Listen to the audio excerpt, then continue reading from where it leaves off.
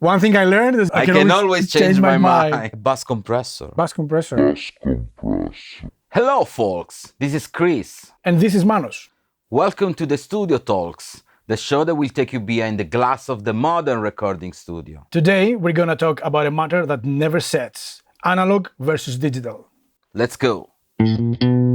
Okay, the question this time is the question that I hear from people: do I need analog gear, or the digital stuff is okay to sound professional? The debate is as long as digital exists, actually. Well, I use only plugins to do my work, and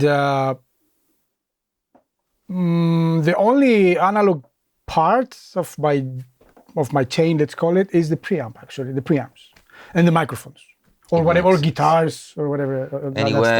Anyway, also DI, also microphone. Yeah, they are hardware too. Yeah, and there's they a way are to get the important. signal into the computer, but then the actual mixing process and manipulation of the signal happens in the box, as they say. When I started, I was surprised by how many things one can do with a computer. Back then, in the early 2000s, I bought my first laptop in 2001. The least expensive laptop back then was like 1,000 euros or something like that.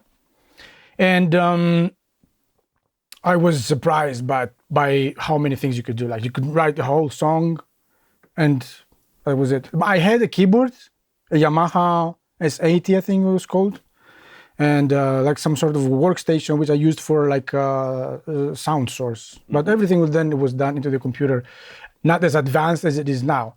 I came in contact with analog gear through the years because I worked in several studios that had analog gear, and I was impressed by what they could do. I wasn't always very good at telling the difference, in a sense that, okay, yes, it's a compressor, it compresses, but also the C1 from waves can compress. The point now for me is to understand why people think that they need it.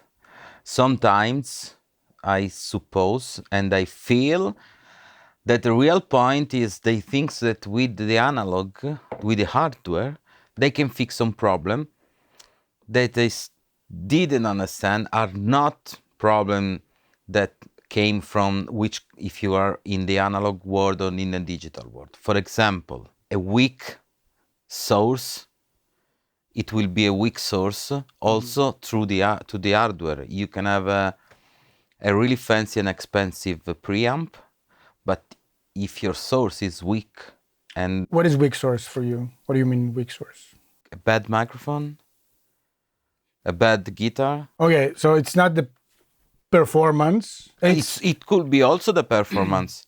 In this case, I was talking about the source, like the sound source. A very expensive, fancy hardware, a good hardware that will processing a bad source, and it will be always a bad source. So you cannot transform a bad source in a amazing source only because you use the best preamp you can imagine to buy. Well, in this case, the digital would be more useful because the digital you can manipulate a bad source into something more presentable. Another thing that you cannot fix with hardware, like compressor, EQ, and stuff to work on your mix, it is a bad monitoring. Elaborate. Elaborate is easy. If your monitoring is not good, and I mean the speakers, the treatment, and you make some intervent on your mix that is not true, but is influenced by what you hear in that room, and this is always happening in the home recording studio. You can have the best hardware, and you will not reach the level that you are looking for. So the point is to understand which is the problem that you have before to invest in stuff that you really don't need. You think, I need to buy that compressor, I need to buy that EQ, I need to buy that preamp, I need to buy also... Just to look at them, you know? The sound card you chose to work with. I mean, you don't always have to spend a fortune to buy the best one there is in the market. I mean, you can use your money in the best way first before you arrive. Of course, there are some difference in the conversion from analog to digital. Of course, there are some preamp that can give you some color in the taste, of course, but also with a really cheap sound card in a good monitoring situation, you can achieve a good result before spending money in the wrong things. That's what I think about the hardware and the digital. You gotta have some need, a real need, to upgrade your gear, regardless if it's a plugin or if it's hardware. So you need to have a real need and understand it in order to do the upgrade. Of course, if you have already a compressor, if you feel like this compressor really hasn't helped, it's not helping you anymore for reasons that I cannot imagine why a DBX wouldn't be able to help you, because it's an okay compressor, and you want to make like buy a tube compressor. Yeah. For some reason, like, all right, it's a big step. Why do you need a tube compressor? What makes you like want to buy this more expensive gear? What will offer you? Are you working for people who ask for this kind of compression or texture in their mixes or results? Exactly.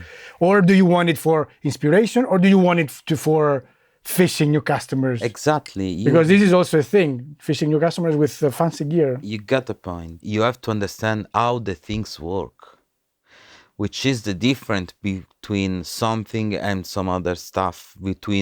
It's not about the hardware or the plugin, but why you chose this kind of compressor on the snare and this kind of compressor on vocals. So it's important to understand how do they work. And now the question is, which is the difference between for example, we are talking about compression, between a compressor, an hardware compressor and a digital one. How do they work on the sound in a different way? Because it's important to understand that in the digital, for example, you are already working on a digital signal because it's already converted. Okay, so if you are working you are working with an algorithm that it's working on digital, and try to replicate that kind of result that is given in hardware by the electricity that go through valve, transformer, and stuff like that. But today, the result from the algorithm, so the plugin, it's basically amazing. Yeah, they can do things that analog maybe is not able to because of physics. Because the real thing is to get the best tools for what you need, what you want to do. Like if you have like external equipment, it kind of gives you like makes you commit to the sound you're looking for. This is a good thing. Less is more. I believe that now.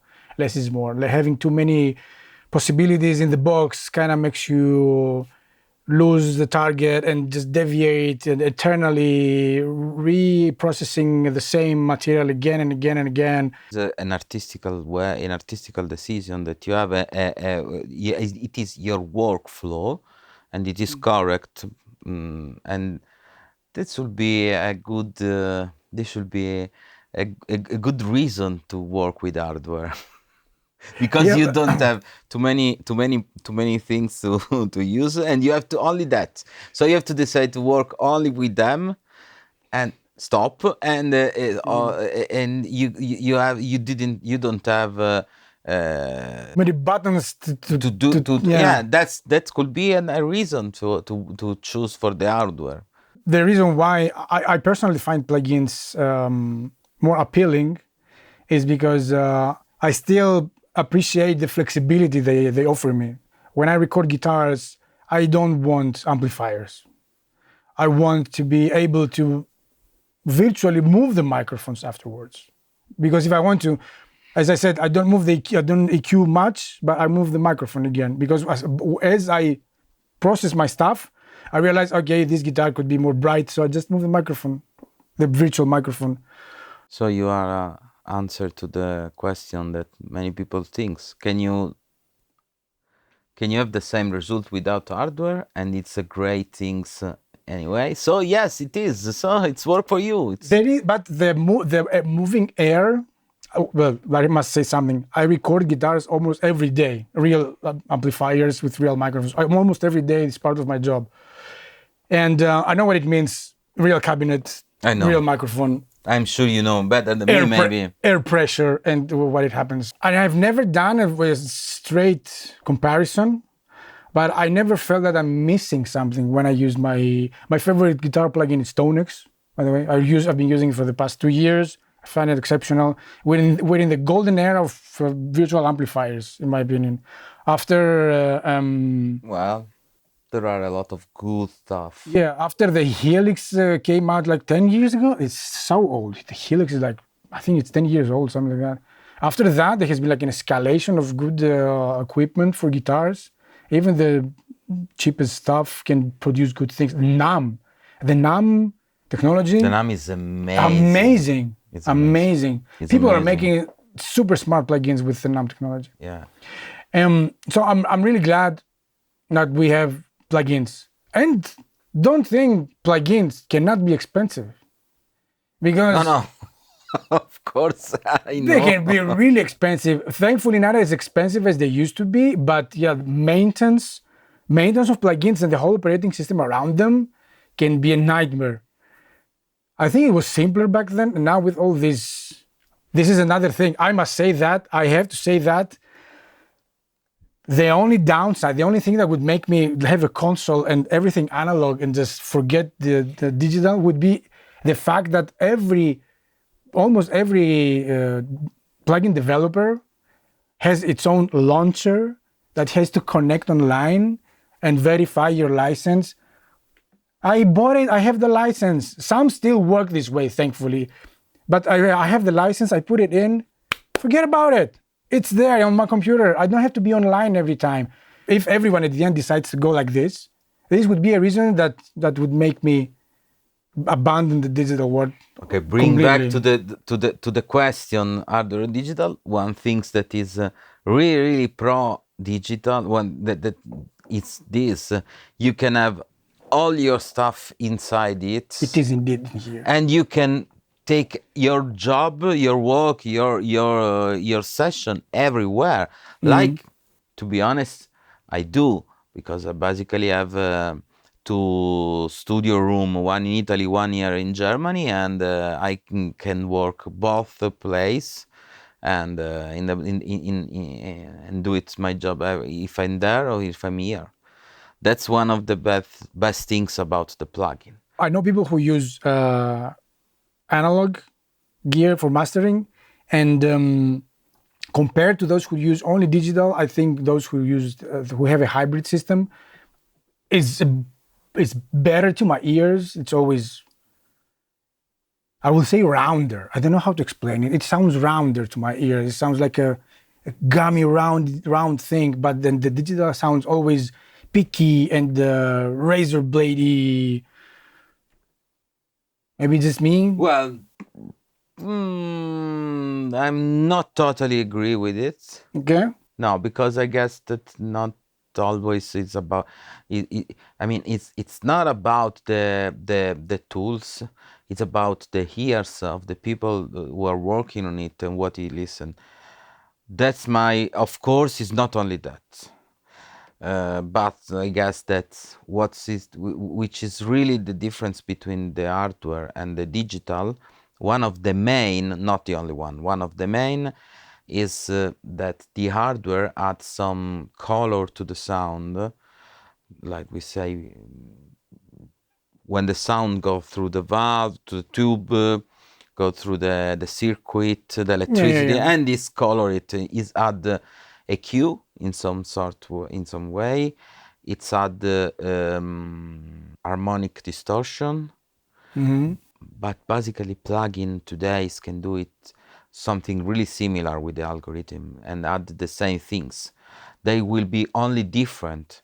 There will be the same of the piece of hardware. They will be in a different way, but the same things. So I suppose that the real point, I guess, this is my thought, and of course I'm open to change my mind. I don't want to be. I open to change my mind, but I guess one of the hardware that make the difference in this case is the ear of who are working on that. That's what I think. Maybe You can also I am also have, pro digital 100%. Yeah, no, but I'm but just saying from my personal experience that I'm not a mastering engineer. I just the comparison from the material I received was always I was like the hybrid analog digital. I know I will have a lot of enemy because of that. Yeah. Because I know the people. I love hardware and I use it, but I must be honest. So for me, the real difference is the human hardware, the ear of the engineer. Your ears. I'm sure that a great mastering engineer can make a great mastering in the box. And give you a translate it in something that is warmer and huge respect of Pleasing. a total hardware mastering doing by the bad engineer. Analog is powerful, of course, but it depends on what you have to do, and you have to put it in your workflow in some sort of way. You have to know what are you doing. What was your first analog equipment? Pultec. You bought a Pultec. Warm audio Pultec. You got a warm audio A Pultec. couple of warm audio Pultec. Why did you buy them? Because I start both analog because there is some sort of fetishism to touch the knob and stuff like that. To be honest. Oh yeah, so you bought it to be honest. to have it there in front of you. Yeah, exactly. And this is another reason why people start to buy hardware. And I'm honest, and I tell you, this is the one of main reason. I like the sound. I like to use them on the master bus of my mixer when I used to make some mastering. And yes, that was the first thing that I bought, and I still use them, and I'm still happy. The warm audio are a good piece of hardware. You use them in the mix though. More in the mastering, or in the master in the master bus. Not during a recording process. No, during the recording process that I rarely do. Maybe I use some compression for vocals, stuff like that. Otherwise, I prefer to record the signal more flat I can and process it later. Okay. I want to have the option. Yeah. I want to have the option to change the thing and make the decision in a different moment. So, in the box. Or in the box or outside the box, but later. For example, using compression on the vocals, and when I can, I like to use some. For example, some years ago, I used the Golden Age clone of LA3 for vocals. Amazing. No problem for the mixing later. It's helped a lot. It's helped also the singer to have a better performance because of what he can hear in the monitoring. I agree on that, especially on singers. I agree on that. But aesthetic decision with hardware or plugin, it's the same. During the recording session, I prefer not to use. I record the drums. I have a good microphone. I have a good drummer. I have a good room. I have a good shell drum. I will equalize it later. If you hear something that you can do on the spot, why not fix it before it gets on tape, on the disc? If you hear it, you can do it. But I mean, I can make the same things with the same tools, hardware or plugin later. So I didn't use it, but Uno, maybe you know what I learned in life, that the best things you can do is to change your mind. So now this is my position, but maybe next year it will be This the will be opposite. our intro phase, the pre-log of Yeah. phrase. Believe it or not, I had my hardware period. I have bought back then an Allen and Heath System 8. It's actually, it was a split console. It was huge. It had a mix down of 56 channels or something like that. I had some hardware. I had the Clark Technics, the classic graphic EQ. I had an Orban stereo channel parametric EQ. I had the Fern stereo preamp. Of course, there were not that many that I would use like for mixing. I would use them maybe for tracking. The EQ from the console, I used it a few times, to be honest. Even though, like, because it wasn't very detailed, I could just shape things. I couldn't go into like EQing toms, for example. Yeah. But I realized microphones are more important. Of course. Like I need to capture the source with the best microphone I can have. And when I realized that, oh, this is a better microphone than that one, I need to, for that purpose, I need to jump. Not only the best microphone, but the best microphone in that, for that instrument. And it was, I was thinking when you now, I was thinking that the microphone also give you equalization and color sound. Yeah, okay? definitely. So it's already when you decide to record a kick with an Audix D6 or with a Beta 52, there are two different sound, and that is already an equalization decision that you take. That is an hardware decision that you take. And this is what I do practically at my work every day. I choose microphones and everything then in the box. I'm happy for the gear, for the possibilities we have. Basically now, from the beginning, we are talking only about classical type of tools like compression and hardware. But the point that when we start with into work in the digital realm, also the possibility that came from the plugin is increased. And what I mean that there are some plugins that did some particular stuff that the hardware don't do. Let's think about Soothe. Yeah, that's... Tell me an hardware that do what the Soothe do. I doubt anything like this exists. Plugins today give us a lot of possibility to do a lot of stuff. Some are really difficult also to understand how do they work and what do they really do, but when you do it properly, you can achieve very, very great result. And this kind of stuff, hardware cannot do it.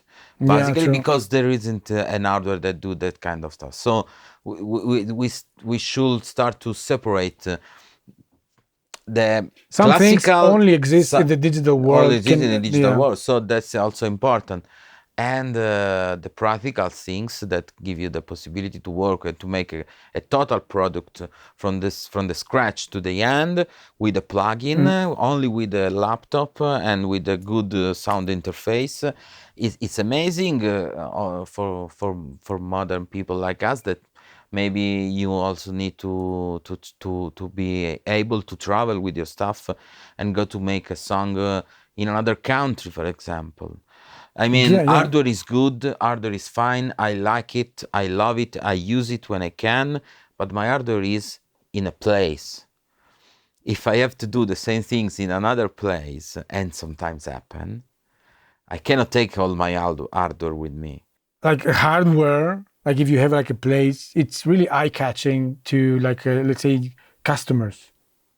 This system made, I mentioned you earlier, it had VU meters. So the VU meters would just start playing, all of them, and people were like, "Oh, well, this looks like a spaceship. What is it?"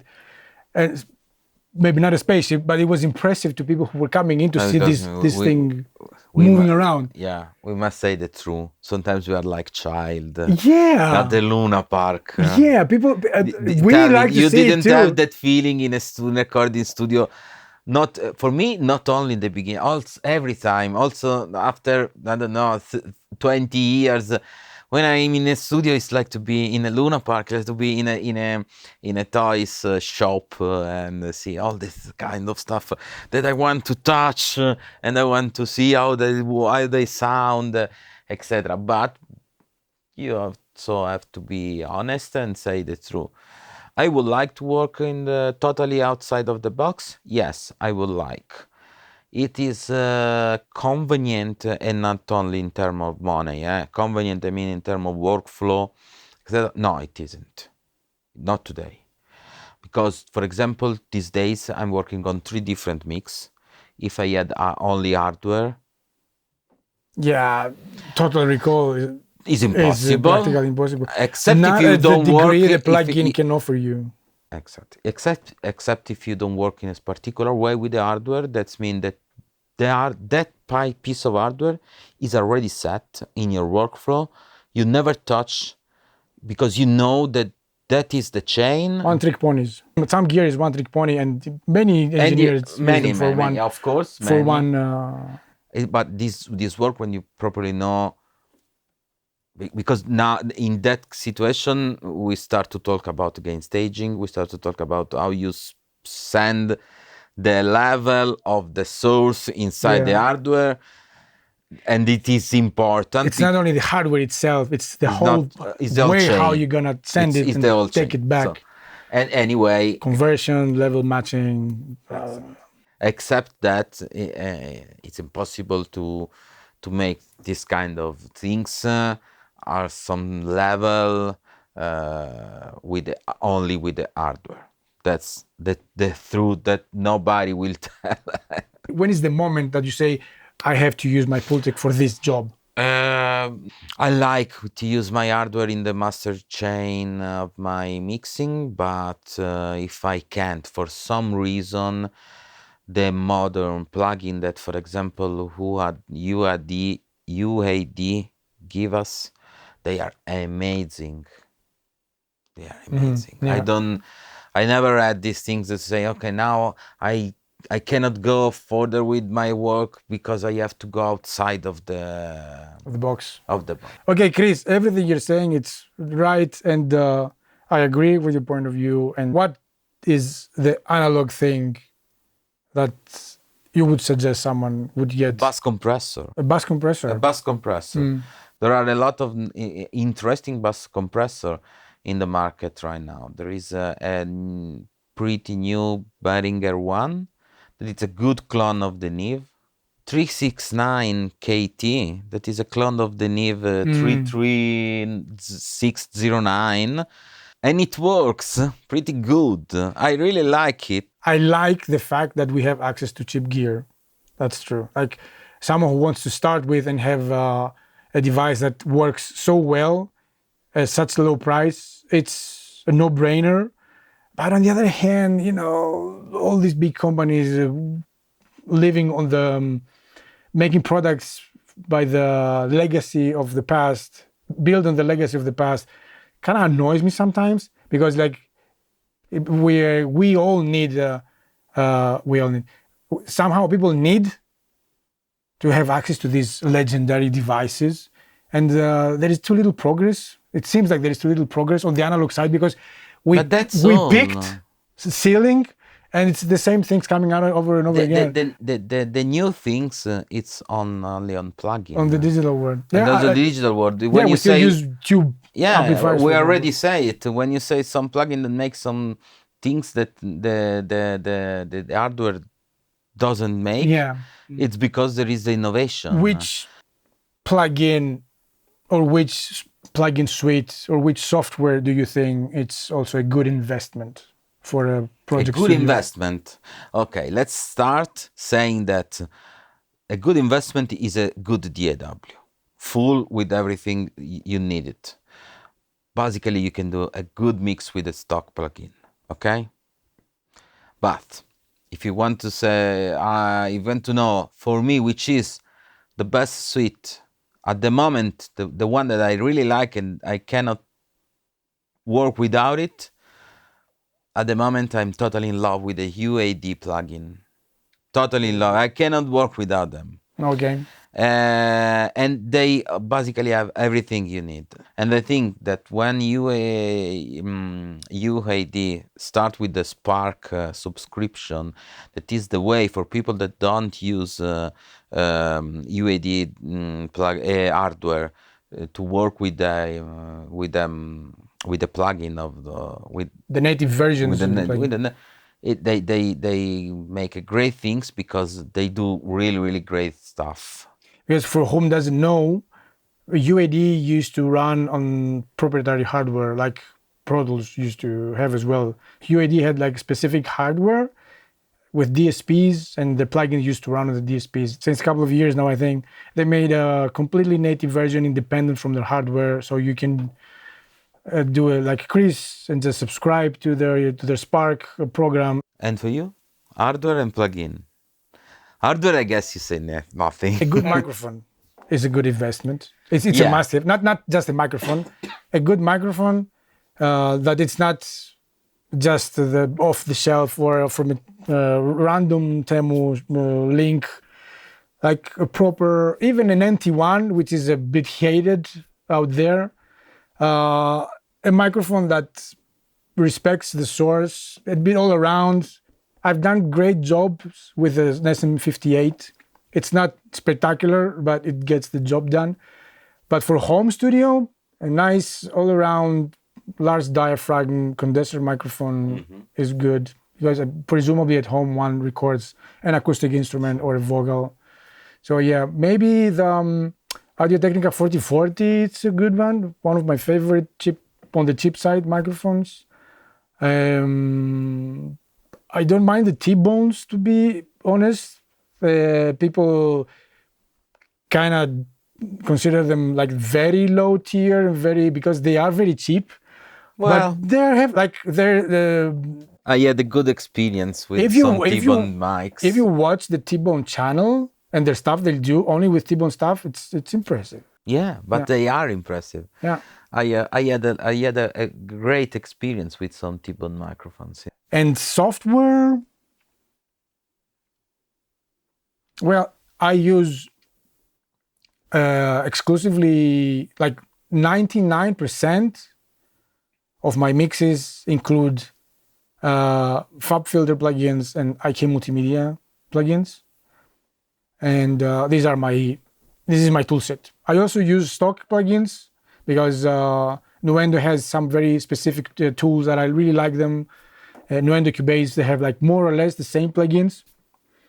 And but these are my to-go tools. So I would say Fab Filter, even though they're expensive, I think like the Pro C2 and Pro Q4, Pro Q4 is like, yeah, yes. They're expensive, but they're like they work exactly as I like them. You just put the license inside and they work. No launcher, no internet. I love them. The real suggestion for me is to analyze the problem. What you want to solve. So why you have to buy something and for what, and then understand if you can hear the difference between hardware and plugin, and decide if you need the hardware or you need the plugin. From my point of view, also, if I must say that plugin is like an old car, you know. I like them. I love them, and I like to work. Plugins are like the old cars, not analog gears. Like this is Vedi perché from my point of view, hardware is like the old cars. You always like to watch them. You always like to touch them, and I love, and of course, but it's you can really do without them. That's the truth. I know that some people will not be analog is not magic. Digital is not fake. Choose the tool that it's better for you. That's so wise. I have no idea what's better for me. My pocket might say that, or my wallet. That's true. Okay. But jokes apart, of course, Kris said something very wise. Figure out the problem you want to solve and choose the tool that will solve it best. If you are more static, like you work in a room and you don't move around, maybe getting a hardware solution for the problem you have, it's the wiser choice. Or if you move around a lot and you always need your laptop to be the source of your mixes, just get a software solution. There's just plugins, the Spark UADs or the IK Multimedias, whatever. So with that said, thank you for being here until the end. I doubt someone is still watching, but doesn't matter. Leave us some comments below. Share it with someone who likes to argue with us in the comments. And everything we mentioned will be in the description. Thank you for joining. Later.